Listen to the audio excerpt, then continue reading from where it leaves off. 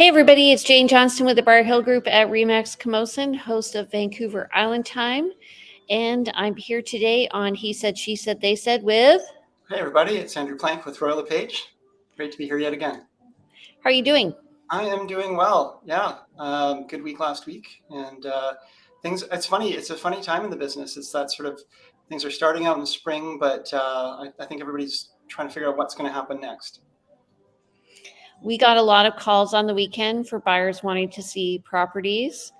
And so my colleague Jenna was showing people around. I'm currently not in Victoria. I'm out on the road. Mm-hmm. So I'm at a business mastermind session and my phone was ringing off the hook, trying to stay focused so hard. Jane Johnston Roadshow. Should be doing little clips from your distant. Hey, by the way, everybody, let's all give Jane a big rousing happy birthday, because yeah, her birthday last week. And we should probably sing her happy birthday. So come on, everybody, join me. Ready?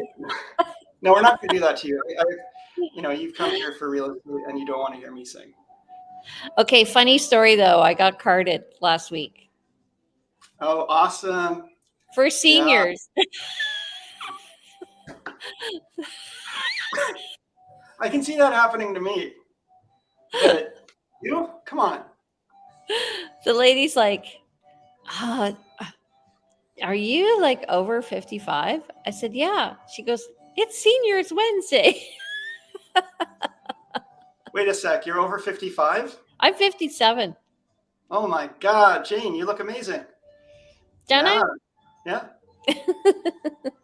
Anyway, okay, so we're here today on the last day of February, and then next week we'll go into a full detailed analysis of what's going on. We're just going to do something short today because I'm at a meeting and Andrew's got a busy day ahead of him. So let's talk about what's going on. Andrew. Sure, I'll take the top here. So Market Watch, this is the stats that the Real Estate Board puts out. And in terms of new listings in the last week, we had 219. 182 properties went pending, meaning that buyers and sellers came to terms 100% unconditionally agreeing to buy or sell the homes.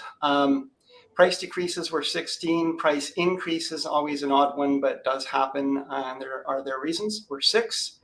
One property came back on market after being withdrawn or taken temporarily off market. 217 transactions completed. 2 properties expired unsold. Not a lot of properties expiring unsold these days, but they do that. And 3 were withdrawn. Do you want to do our month-to-date stats? Yeah, and then let's just talk a bit about Ukraine after that. So 672 net unconditional sales over the last 7 days in the board. That is compared to 863. So we're down from last year. Hey Jane, could you drop our overlay, because I can't see the stats, and I'm sure our watchers, our viewers can't either. Sure. Hold on. Bottom stats there. There we go. Thank you. Okay, so 672 over the past week compared to 863 for the last week of February last year. Mm-hmm. 908 new listings, and that's down from 1,015. So we're down about 10% from last year. Mm-hmm. And active listings were at 879. And that's down from 1,318. And I just want to say, when I look at the top of this and I see new listings are coming on faster than the pending, that's a good sign for the market. Yeah, it's a good sign that we're going to be bringing up the inventory, which we really need to see more of. This active listings for February 2022 of 879 as of today. That's nothing. There's no inventory really to be had, and that just creates too much competition and really meteoric rise in prices. So I had an interesting thing happen. I have a house that's coming on the market. We put up the sign because we were going to go live, and it got delayed a little bit. And so I'm getting all sorts of calls on it, but somebody actually canceled the call because of canceled a viewing because of the issues with the Ukraine right now. Okay. And did they give you a rationale or reason for that? Well, they were actually Are your sellers Russian? no. Well, I don't know where they were from because I just talked to the agent, but the agent said they were from New York. So, but I mean, it was funny because 2 years ago when COVID hit and everything stopped, I said, turned to my husband and I said, I think we should start renovating our house. Mm-hmm. Do what everybody else isn't doing. No, that's true. I think that I think maybe what you're speaking to is, and I see this all the time when there's a new event in the world, or potential for a big fear event or a real event. That, I mean, this is a real event happening in Ukraine. It's not currently dramatically affecting us here, but there's. I mean, Putin is talking about nuclear arsenals and preparations and so on and so forth. Of course, and this is a strange thing to talk about when we're talking about a war on the other side of the world. But people definitely don't want to put themselves into a situation where if there's a dramatic change in the world economy or world events, that they've made a commitment that they Can't fulfill. can't fulfill or can't talk about it. It happened at the beginning of COVID. Like some people tried to see if they could get out of contracts or maybe not move, or they had sold and then they didn't want to buy. So,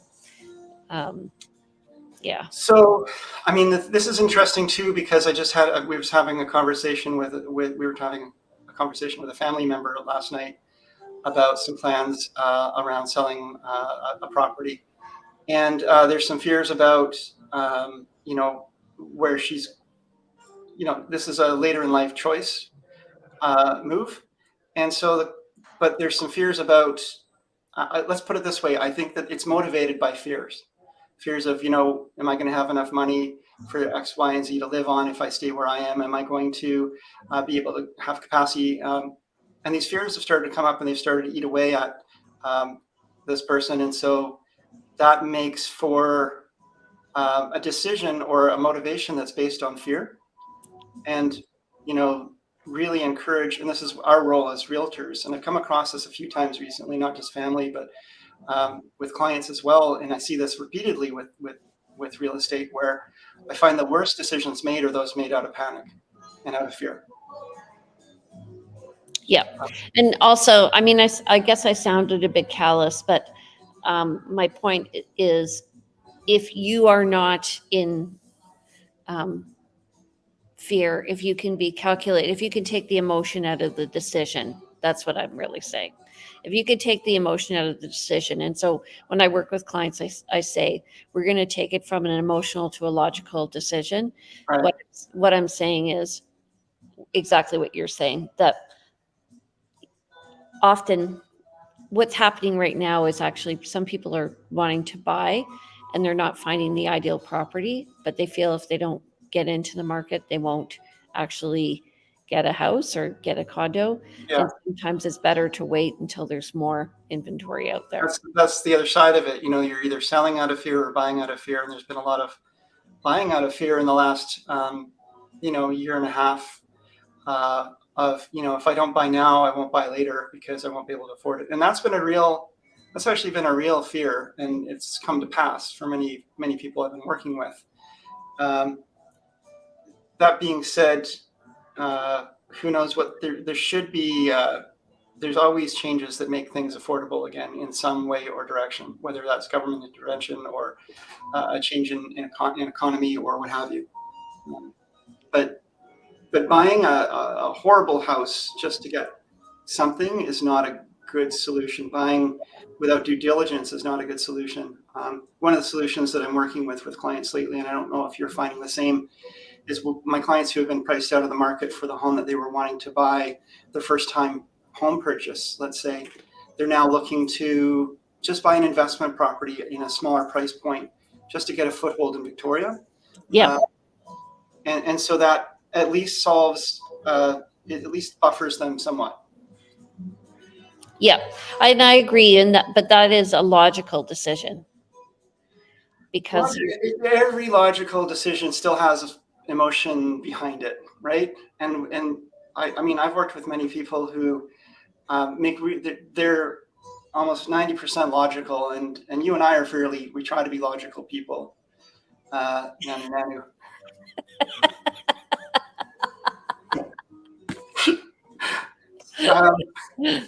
Live long and prosper. But in the back of it, there's always, people buy emotionally and rationalize it logically. And our job is to really try to parse that out and help people understand, but they're still going to make the decision they're going to make. And we can't stand in the way of that. But I do find that, when people do make those decisions out of fear, if we can help them to understand what their fears are and understand what their motivations are, then maybe they can go into this with eyes wide open and a clear understanding of what they're doing and a better long-term solution. So there's always a journey to this. That's what I find. It's really uncommon that somebody just says, find me a house, we buy a house, we're done in a week, done. It's a journey. Unless they're military. Yeah, that's true. So do you have any new listings coming up? Yeah, I've got a new, actually, and speaking of military, I've got a new fully rentable condo. It's actually got a great tenant in it already. So if you're looking for an investment unit, it is up at 1405 Esquimalt Road, which is just off the base. So if there is anyone looking for a home, it's going to be great for someone. You've got someone for it? No, how many bedrooms? 1 bedroom, in-suite laundry, rooftop patio. It's the Martello. Oh, yeah.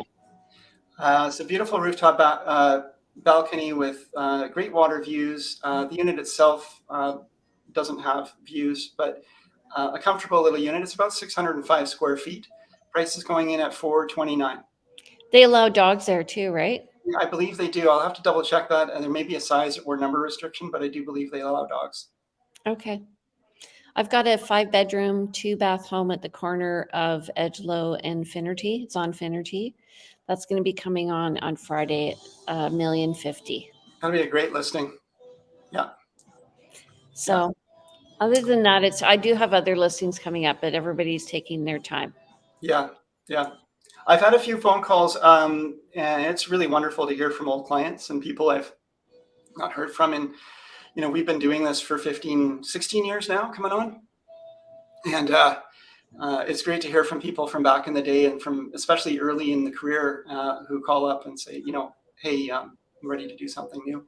I've had a few of those phone calls lately. I will probably have a 2-bedroom, 2-bath heritage conversion unit coming up in the Central Park area. Okay. In a while, but yeah, just saying, it's really great to hear from folks from back in the day. All you folks from back in the day. Okay, so I've got to get back to my meeting. Do you want to tell everybody how they can reach you?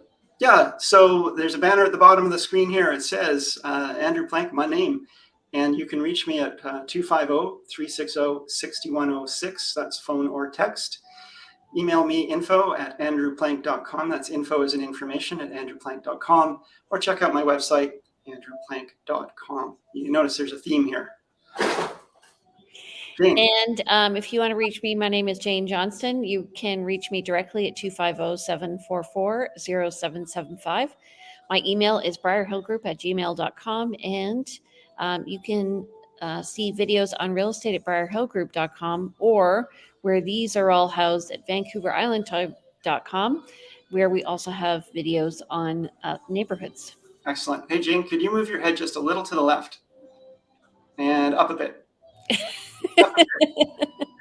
Beam me up, Scotty. She's got a great hat there. All right, everybody. Have a great week. Thank you, Andrew, for putting up with me not being in my regular place. Always happy to. Okay. Take care. Bye, everybody. Next week, we're going to be focusing on the market overview, by the way. So we'll do a full market update. And if you have any questions about where you think the market's going, please send them to us. We're here every Monday morning at 10 a.m. And don't forget to subscribe on YouTube. Okay. Bye. Bye, Jane. Enjoy your convention or what have you. Thanks.